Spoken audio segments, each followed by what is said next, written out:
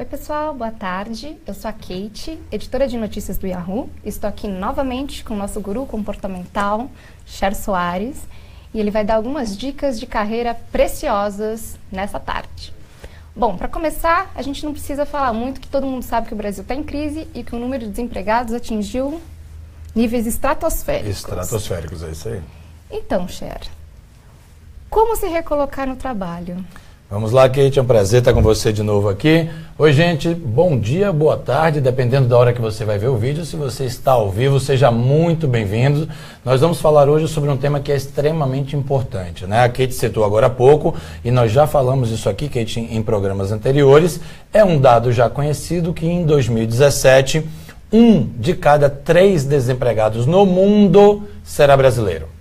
E essa é uma notícia que ela é muito ruim e pode ficar um pouco pior se você ainda por cima não souber como se recolocar no mercado de trabalho. Esse é um processo que ele é bilateral, evidentemente a crise pressiona e pressiona muito, diminui os postos de trabalho, mas você também tem uma responsabilidade grande nesse processo. Ou seja, se existem menos vagas, é mais importante ainda saber como fazer isso da melhor forma possível, como ser efetivo na busca pelo emprego, e é isso que a gente vai conversar aqui com vocês. E como estamos ao vivo, vocês já sabem, vocês podem mandar as suas perguntas para a gente, coloca o que você quer saber, coloca quais são os pontos que lhe angustiam, que lhe inquietam, que será um prazer conversar com vocês aqui, ok? Ok. Para começar, Cher, eu gostaria de saber se existe alguma dica do que a pessoa pode fazer antes mesmo de enviar o currículo. Pode, sem dúvida alguma. Ou seja, uma das posturas que você que está querendo ou se empregar ou mesmo trocar de emprego não pode ter é a postura da esperança. E talvez você esteja estranhando, Cher, você está ficando louco? Como assim não ter esperança? Dizem que a esperança é a última que morre, mas esperança vem de esperar. Então você não deveria esperar que o seu currículo fosse encontrado, que você seja pensado no meio da multidão de pessoas que está disputando as poucas vagas que tem no mercado de trabalho. Então a pergunta que a Kate fez aqui é: o que é que pode ser feito antes de você partir para o seu currículo? Uma das questões é a seguinte: eu sei que quando a gente está pressionado pela necessidade de encontrar um novo posto profissional, que a gente fica desesperado e que tem horas que a gente quer aquilo que aparecer primeiro. Exato. Mas é muito importante você ter foco, ou seja, você precisa focalizar em determinados segmentos e em determinadas posições. Imagine você, se você tivesse que procurar por determinada vaga. Como é que você facilita a chance de você achar essa vaga? Procurando em milhares de lugares ao mesmo tempo? Nos lugares mais diferentes possíveis? Certamente que não. Então o ideal é que você avalie um pouco as suas competências, o seu perfil, dê aquela pesquisada em relação a quais segmentos e empresas estão demandando mais perfis como o seu e competências como as suas, e selecione pelo menos 2 grandes coisas, e essa dica é importante, que é os mercados que mais lhe interessam. Então você pode procurar alguma coisa no mercado de tecnologia, você pode procurar algo no mercado financeiro, você pode procurar algo no mercado de engenharia, de óleo e gás e assim por diante. E você pode também definir as funções, os papéis que mais lhe interessam, para que depois disso você comece a montar aquilo que a gente chama de um painel, que é mais ou menos o grupo de empresas com as quais você deve procurar contato proativamente e não apenas ficar esperando ser contatado por alguém. E esse tipo de pesquisa, você tem alguma ferramenta específica que seria melhor que a pessoa que esteja interessada em arrumar um emprego possa buscar essa vaga em específico? Tem algumas maneiras, Kate, de fazer isso. Uma delas é aquela maneira antiga e que funciona sempre muito bem até hoje, que é você ir procurar as empresas mais relevantes nos seus referidos setores. Todo segmento tem uma associação. Então, se você trabalha, por exemplo, na indústria química, existe uma associação de empresas de indústria química. Se você trabalha, por exemplo, no mercado de tecnologia, existem diversas associações das empresas de tecnologia. Você pode fazer isso pelas revistas, ou você pode entrar aqui em portais como Yahoo e ir fazendo pesquisas a respeito de quais são as associações, quais são as empresas de cada segmento, para ir montando como se fosse um Excel. O bom e velho Excel ajuda muito a resolver isso para você montar uma planilha das empresas que mais lhe interessam. Uma outra questão muito relevante, Kate, é que a maioria das pessoas que está nos ouvindo aqui deve dedicar uma certa parte do seu tempo às redes sociais. E, aliás, uma dica aqui, tá? Para quem está nas redes sociais, me procura lá, Cher Soares. Lá tem uma série de vídeos, dicas, artigos que podem ajudá-lo nessa jornada de recolocação. Mas voltando à questão das redes sociais, você pode procurar em redes sociais profissionais, corporativas, como por exemplo o LinkedIn, e você pode procurar os grupos que existem de diversos segmentos para que você comece a fazer parte desses grupos. Afinal de contas, milhares de vagas são divulgadas todos os dias nesses grupos. E muito importante, além das vagas que são divulgadas, pessoas pedem indicação. Ou seja, se você monta um painel de empresas, monta um painel de associações e de grupos com os quais você deve interagir, você vai aumentar e muito a chance de recolocação. Vale a pena você observar que é importante você estar assim, um passo à frente. Então, se você não acompanha em tempo real, você não sabe o que está acontecendo. Quando você descobre que vai haver determinada vaga, já tem lá 1000 currículos para aquelas vagas. Nesses grupos, você começa a perceber o que está acontecendo antes. E uma outra recomendação, talvez seja um pouco clichê, você já tem escutado sobre isso, você precisa estar muito bem informado sobre o seu mercado de atuação. Então, em todos os principais jornais e portais, você vai encontrar notícias a respeito de empresas que estão por abrir, empresas que estão pretendendo fazer fusões ou aquisições, sempre momentos de oportunidades relevantes. Cher, você acha que é importante, por exemplo, vamos imaginar a seguinte situação. Em vez de eu abordar uma empresa via LinkedIn, se eu achar o perfil dessa empresa no Facebook, seria recomendável que eu entrasse lá e mandasse uma mensagem diretamente para essa empresa? E se sim, como fazer essa abordagem? Todo tipo de interação ela é saudável. A diferença entre o Facebook e o LinkedIn é que o LinkedIn normalmente é utilizado mais como uma plataforma corporativa. Sim. E o Facebook muitas vezes é utilizado como uma plataforma de comunicação. Às vezes, o que acontece é que empresas que possuem páginas no Facebook, às vezes têm terceiros administrando essas páginas. Sim, claro. E nem sempre o contato direto pela página no Facebook chega à pessoa indicada, mas também é possível de ser feito. Digamos que você seja, por exemplo, um grande fã de determinada marca, uma prestação de serviço ou coisa do gênero pode ajudá-lo. Vou dar aqui uma dica bastante interessante. É curiosa, mas é interessante. Digamos que você em determinado momento compre um determinado produto de alguma empresa e esse produto venha com algum problema. Você pode, literalmente, ir a um Facebook, botar a boca no trombone, falar mal daquela empresa, ou você poderia ser mais sagaz e fazer, por exemplo, uma mensagem na página do Facebook, um inbox para aquela empresa dizendo: olha, sou um consumidor fiel da empresa de vocês, dos produtos de vocês, adquiri esse produto aqui, ele está com esse problema. Fiquem atentos, deem uma olhada no lote para verificar se vocês podem aí antecipar qualquer tipo de problema mais grave. E de repente essa é a abordagem que vai fazer com que a empresa olhe, opa, ao invés de um detrator da minha marca, eu tenho ali um aliado que inclusive está me dando uma dica, um toque bem interessante. Então, faz muita diferença um comportamento como esse. Que dica maravilhosa essa, hein? Jamais poderia imaginar. Isso é interessante porque as pessoas, às vezes, o que elas querem fazer é barulho. Sim. Né? Elas querem fazer barulho, querem jogar no ventilador, se é que vocês me entendem. Então o cara vê alguma coisa errada e ele sai lá, postando. Mas veja se você pode fazer do limão uma limonada. Tem um caso recente, eu não vou conseguir precisar exatamente o nome dele, mas há um caso recente aqui no Brasil, eu vou contar o milagre sem contar o santo, hein? Onde uma empresa de uma determinada marca de bebidas, um famoso youtuber comprou uma garrafa desta bebida no supermercado e viu umas coisinhas estranhas no fundo da garrafa e já gravou um filme no YouTube, um youtuber famoso com milhões de seguidores, metendo a boca na marca. E aí essa marca fez do limão a limonada. De fato, quem estava errado era o youtuber, ou seja, aquelas coisinhas que tinham no fundo da garrafa eram da própria bebida mesmo. E a marca fez o quê? Foi lá e convidou esse youtuber, ela fez uma explicação técnica dizendo que aquilo era natural e convidou o youtuber, por exemplo, para visitar a fábrica deles e ver como é que era o processo de fabricação. Então, esta mudança de perfil, mudança de postura faz muita diferença. Imagino que sim. Agora, uma outra dúvida que é bastante comum. Em que momento a gente deve acessar a nossa rede de networking? O tempo inteiro, ou seja, o QI, ou o famoso quem indica, ele não é algo do qual nós devemos reclamar. Nós precisamos ter pessoas que nos indicam. A provocação para você é a seguinte: você tem sido indicado?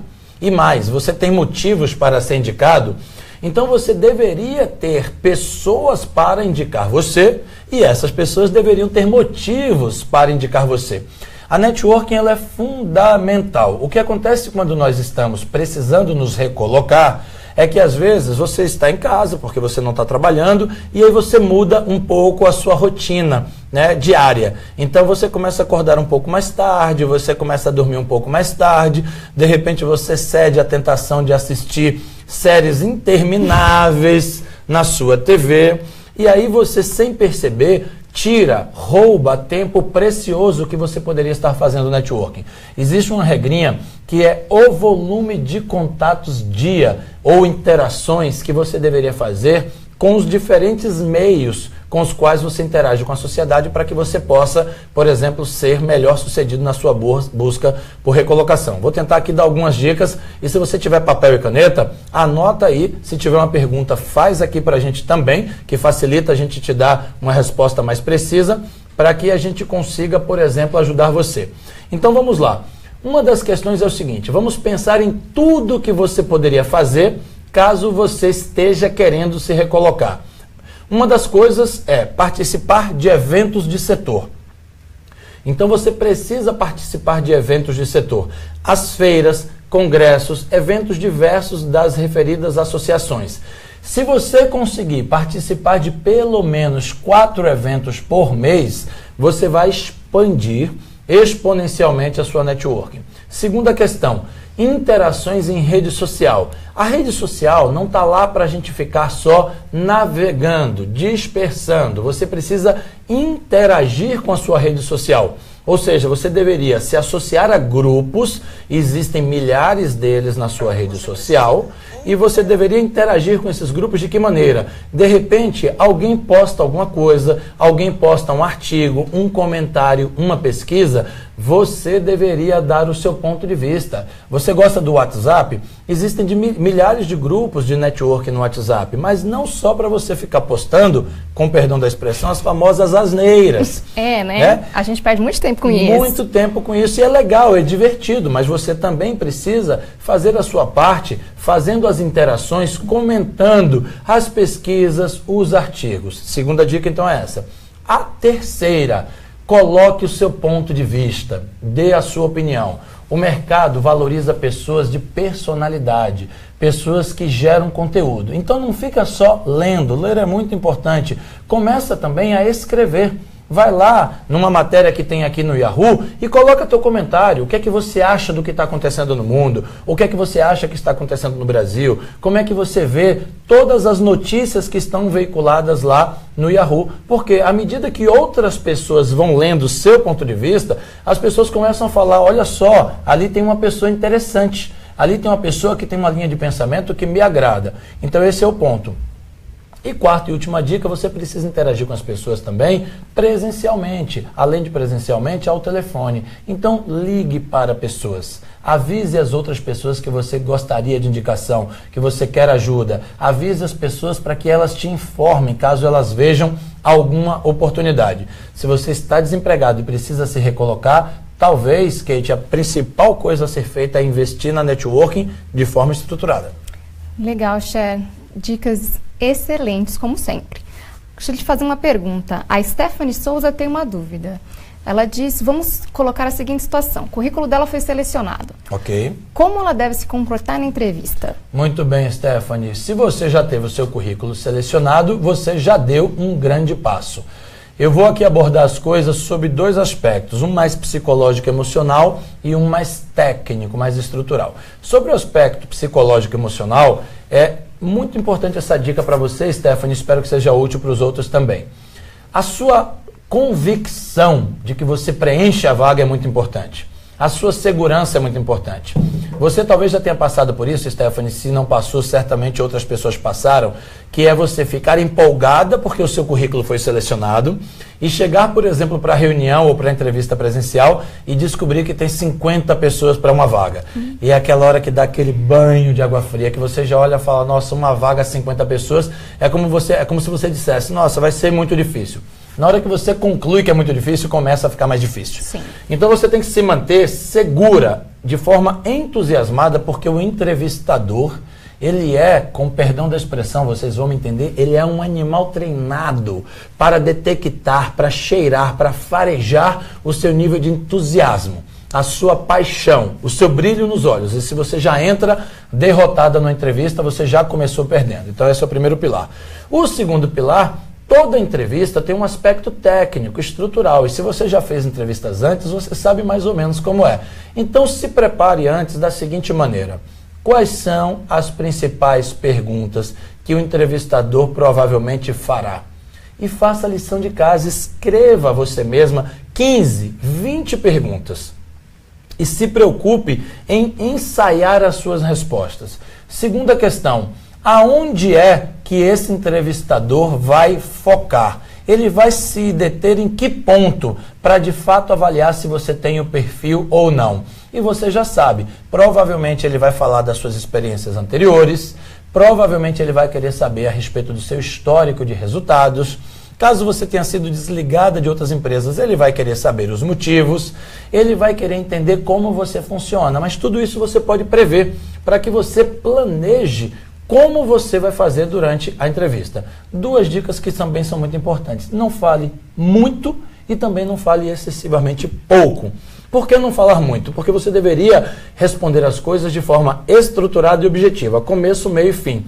Lembre-se, entrevistadores não querem pessoas prolixas. Querem pessoas que compreendam a pergunta, saibam interpretar e fazer a resposta. E por outro lado, respostas curtas demais, monossilábicas, podem indicar falta de conteúdo ou falta de segurança. Então, a melhor maneira, não tem jeito, é se preparar antes. Uma dica para você, Stephanie, para todo mundo é o seguinte, qualquer atleta, qualquer artista, ensaia e muito antes. Treina e treina bastante. Por que não treinar se a gente precisa daquela vaga de emprego? Isso é muito importante, é importante ensaiar também. Imagino que sim. Mas, Cher, e se chegar em um momento de uma dinâmica? Acho que é a parte que todo mundo tem mais medo na hora da entrevista. Como agir nessa hora? A dinâmica, ela agrada algumas pessoas, que são aquelas pessoas mais extrovertidas, que já têm um pouco mais de traquejo e desenvoltura, e assusta aquelas pessoas mais tímidas. Pense em uma dinâmica como se você tivesse um jogo com amigos. Então tente pensar da seguinte maneira, você tem dificuldade de falar numa dinâmica, você tem dificuldade de se apresentar, de se expressar só na dinâmica ou você também é assim socialmente? Se você só tem isso na dinâmica, provavelmente o que está acontecendo com você é que você está com medo de ser julgado, você está com receio da exposição, você está na sua cabeça com aquele diálogo interior infernal, que pensando e repetindo para você mesmo coisas como, olha só, eu estou me expondo, as pessoas estão vendo que eu não sei, eu estou inseguro, eu não estou indo bem. Esquece tudo isso. Literalmente se joga. Vai para uma dinâmica como se você estivesse num grupo de amigos. Se pedirem para falar de você, fale como você gosta de falar, crie histórias, metáforas. Se você se atrapalhar, ria. Ou seja, faça disso a coisa mais natural possível. Muitas pessoas não entendem porque existem as dinâmicas, mas elas existem por um propósito muito simples. A dinâmica existe para que o entrevistador possa perceber como é que você age em determinadas situações. Então ele consegue avaliar seus padrões de comportamento. Então ele olha e diz o seguinte, se essa pessoa está com dificuldade de se expressar aqui nesse grupo, talvez ela tenha dificuldade de se expressar no dia a dia. Sim. Se essa pessoa não consegue estruturar a fala, o raciocínio dela rapidamente, talvez ela tenha dificuldade de fazê-lo no dia a dia. Então você deveria torcer para ter uma dinâmica, porque é um momento de você de fato se exibir.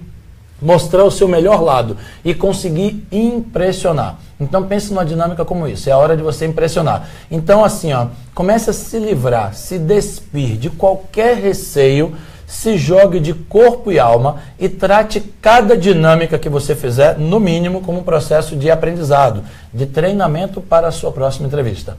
Que bacana, Cher. O Rafael Azim, espero que seja assim que fale seu nome, Rafael. Ele está perguntando sobre o estágio.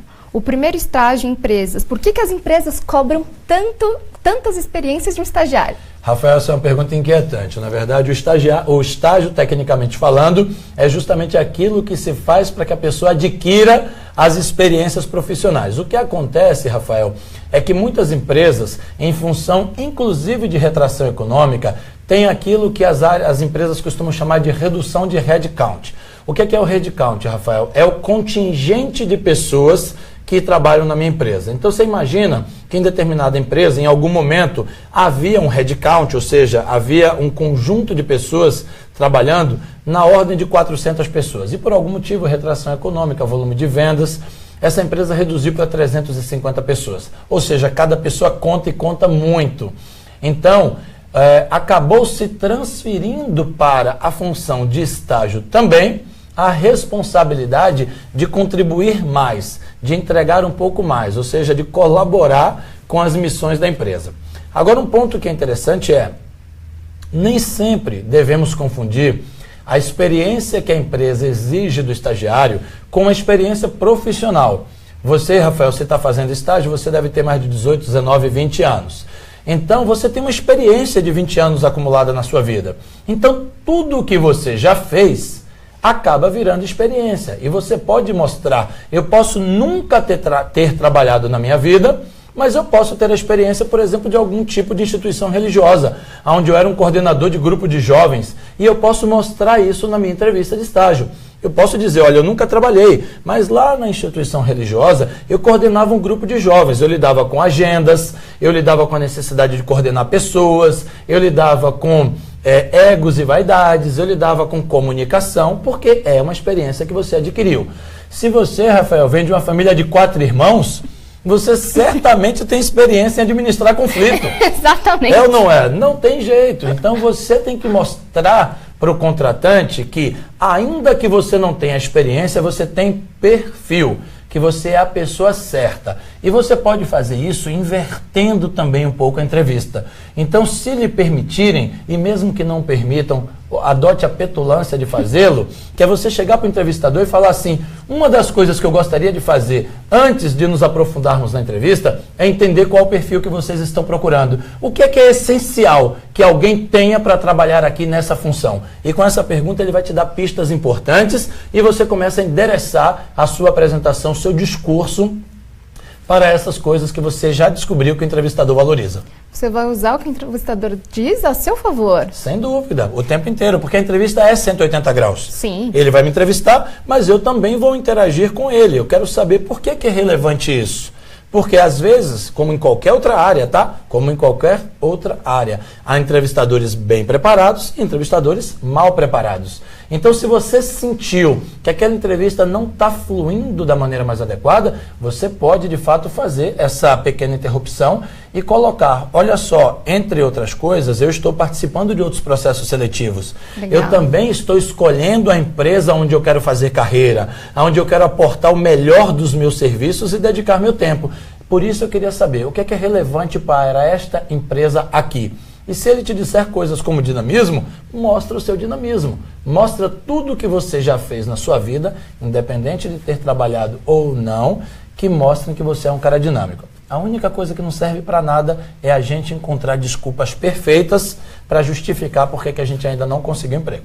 Verdade. E um comportamento bem recorrente. Bem recorrente. A responsabilidade é nossa. Quando a gente assume que a responsabilidade é nossa, a gente começa a andar para frente. Agora vamos lá, Cher. Passei na entrevista. Cobro o entrevistador ou não? Fica chato. Esse é um acordo que você pode fazer na entrevista, Kate. É uma pergunta muito pertinente. Muita gente reclama, a gente vê muito isso nas redes sociais profissionais, que as pessoas falam, olha, a gente participa de entrevista e não tem retorno. Eu sei que isso é muito chato, mas vocês precisam entender que, de fato, às vezes é impossível.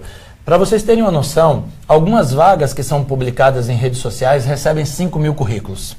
Desses 5 mil currículos, eu conheço empresas que estão fazendo, Kate, mais de 500 entrevistas para preencher uma vaga.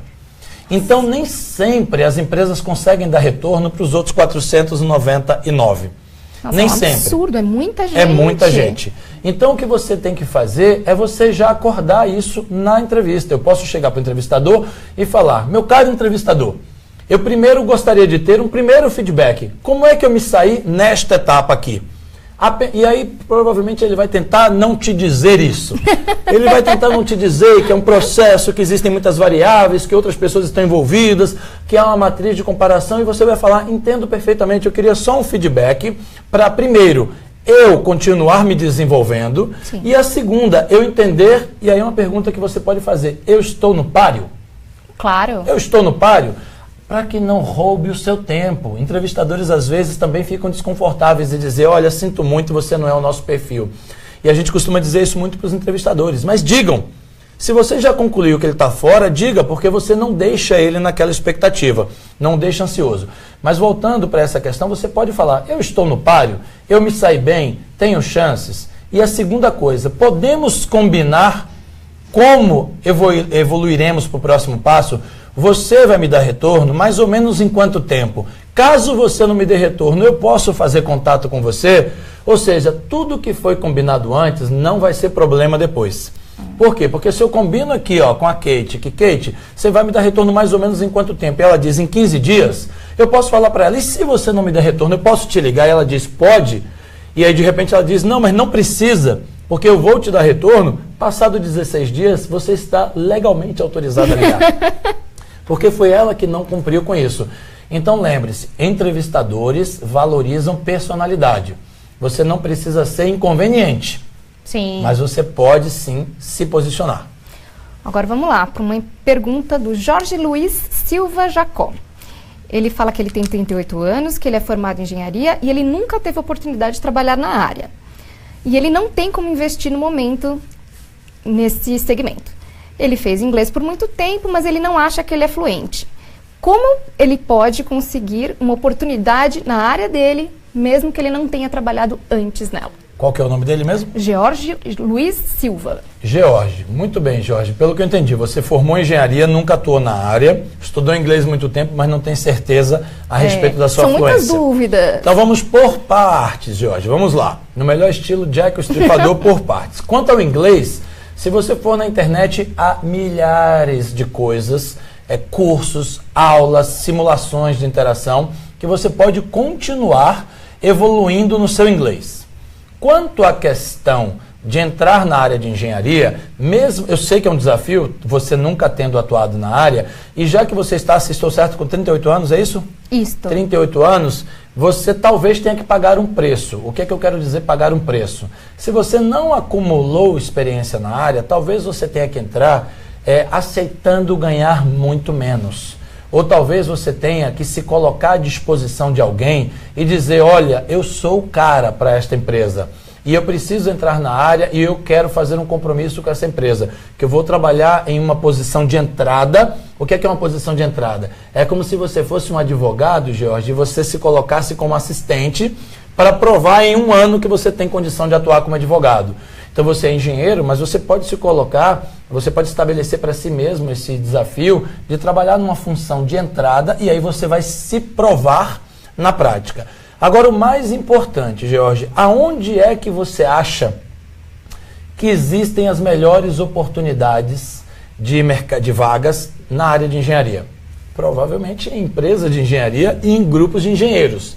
Então você precisa começar a frequentar esses grupos. Quais são os grupos de engenharia do qual você faz parte, tanto os na rede social, quanto os da vida real? Então começa a entender quais foram as feiras e congressos de engenharia que você foi recentemente, Jorge. Então faz uma pesquisa aí, entra na internet, faz uma pesquisa, avalia quais são as próximas feiras, próximos congressos, conheça pessoas que podem lhe ajudar. Resumindo, é mais ou menos assim, Jorge, se você quer entrar na área de engenharia, não adianta você conhecer agora um dançarino, um carteiro, um chefe de cozinha. Você precisa conhecer gente que possa te ajudar na área de engenharia, beleza? Então começa a procurar esses grupos. Começa a dizer para esses grupos que você quer essa chance, que você quer entrar neste mercado de trabalho. E se você confia no seu taco, Jorge, se coloca à disposição para uma função de entrada. Não queira entrar por cima, afinal de contas você está com 38 anos e nunca trabalhou. Então faz assim, ó, se dá um ano de provação, entra e depois cresce. Se prova jogando. Essa é a melhor maneira. Maravilha, Cher. Essa dica das feiras e dos congressos é muito legal porque você leva a pessoa para o mundo real. Sem dúvida. Não, você sai do virtual e começa a agir na vida real. Na vida real. Vai se apresentar, leva o seu cartãozinho. Claro, na vida real. Existem milhares de feiras no Brasil inteiro, de todos os tipos, inclusive sem custo. Então, mas eu tenho vergonha, eu não sei como é que faz. Aí é um problema seu, você vai ter que tratar. Tem que dar cara para bater. Tem que tratar. Então vai lá na internet, procura as feiras, vai. Não sabe o que fazer, procura um amigo, procura alguém que possa te ajudar, mas em última instância vá só. Chega lá no stand de uma empresa, vai lá, pergunta se a empresa trabalha com o quê? Como é que eu faço? Se eu quiser trabalhar aqui, como é que eu faço? Existem milhares de coisas e evidentemente existem aquelas pessoas que nós chamamos de pessoas hub, que são aquelas pessoas que te conectam com milhares de outras pessoas. Sim. Você precisa achar algumas pessoas que te conectem com o resto do mundo. Então, por exemplo, se você faz contato, eu passo muito por isso, eu recebo muito pedido de ajuda, porque eu conheço muita gente, então você precisa ir encontrando algumas pessoas que você fala, nossa, se eu conheço aquela pessoa pode me indicar para 10. Agora pensa você, George e os demais que estão nos ouvindo, imagina se você conhece 20 pessoas que possam te indicar para 10 pessoas. Você acabou de falar de 200 pessoas. Então você expandiu o seu raio para 200 pessoas. Aí tem que gastar um pouquinho de sola de sapato e saliva, né, gente? Tem que sair de casa, tem que procurar essas pessoas, tem que conversar, tem que ter um discurso na ponta da língua. Todo mundo está super ocupado, todo mundo tem a sua...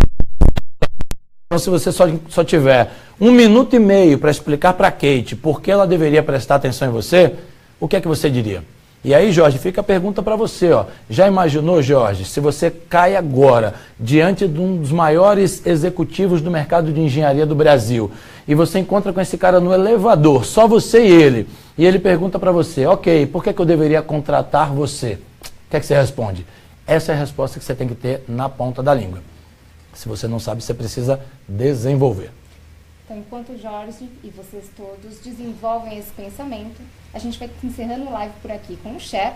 Porém, na próxima semana, acho que por volta do dia 27, se eu não me engano. Isso aí. No dia 27, a gente vai fazer um novo live falando sobre como as pessoas mais experientes podem se recolocar no mercado de trabalho.